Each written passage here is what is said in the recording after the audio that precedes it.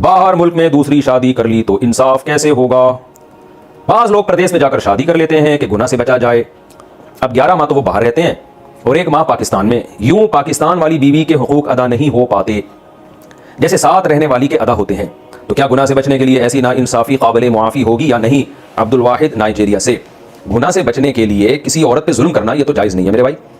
आपने अगर दूसरी शादी नाइजीरिया में जाके कर ली है या आपके किसी दोस्त ने कर ली है, 9 महीने उस नाइजीरिया वाली के साथ गुजार रहे हैं और 3 महीने अपनी पाकिस्तानी बीवी के साथ, तो ये पाकिस्तानी बीवी पे जुल्म है। इसलिए कि रातों में बराबरी जरूरी है और कुरान ने साफ कहा है, वइन खिफ्तुम अल्ला तादिलु फवाहिदतन औ मा मलकत अयमानुकुम। अगर तुम बराबरी नहीं कर सकते तो फिर एक बीवी पर इत्तिफा करो। तो ये शरई हुक्म है। अब रहा मसला कि ऐसे लोग करें क्या, वो कैसे बराबरी करें भाई कि दूसरी बीवी वहां रह रही है और पहली यहाँ रह रही है, तो इतनी छुट्टी नहीं मिलेगी आपको नाइजीरिया से कि आप 6 महीने यहाँ रहें और 6 महीने बाहर हैं। तो फिर उसका तरीका यह है कि बीवियों को बिठा के ना उनसे डिस्कशन कर ली जाए, उनको बताया जाए भाई ये मेरी मजबूरी है और मैं गुनाह से बचने के लिए, जिना से बचने के लिए मैंने शादी की है। तो हो सकता है आपकी पाकिस्तानी बीवी बोलेगी कि मैं खुद चली जाती हूँ आपके साथ नाइजीरिया और मुझे वहाँ रखो, आप बुराई से भी बच जाओगे। फिर अगर आप शादी भी करते हो तो एक रात उधर गुजार लो, एक रात इधर गुजार लो, बराबरी हो जाएगी। ऐसे मौके पे आप कहते हैं नहीं जी पाकिस्तानी वाली तो पाकिस्तान में ही रहेगी, तो फिर आपकी तरफ से जाती है, इसका मतलब आप बदल करना ही नहीं चाहते।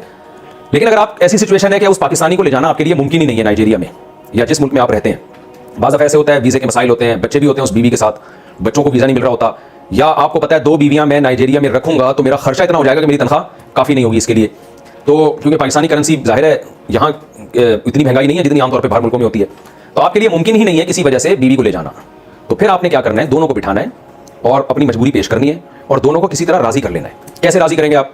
पहली वाली को आपने पाकिस्तानी बीवी को बोला भाई मैं तुम्हें यहाँ ला भी नहीं सकता, ये मजबूरी है और वाकई मजबूरी होनी चाहिए वरना ये जुल्म है, तो मैं तुम्हें ला नहीं सकता, तो इसके बदले में मैं तुम्हें खर्चा ज्यादा दे दूंगा, ये तलाफी कर दूंगा मैं, और कुछ और बेनिफिट्स मैं तुम्हें ज्यादा दे दूंगा। और दूसरी वाली को कहें कि तुम चूंकि मेरे साथ यहां रहती हो तो तुम मुझे इजाजत दो कि मैं पहली वाली को खर्चा डबल दे दूं, तुमसे ज्यादा कुछ फायदे दे दूं मैं।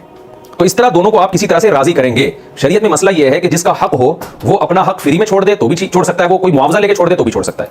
तो अगर आपकी पाकिस्तानी बीवी इस पर राजी हो जाती है, ठीक है जी आप 3 महीने मेरे पास गुजार रहे हैं और 9 महीने वहां गुजार रहे हैं, तो ठीक है मैं टाइम की कुर्बानी दे रही हूं, लेकिन फिर इसके बदले में मुझे ये सहूलतें उस वाली से ज्यादा चाहिए।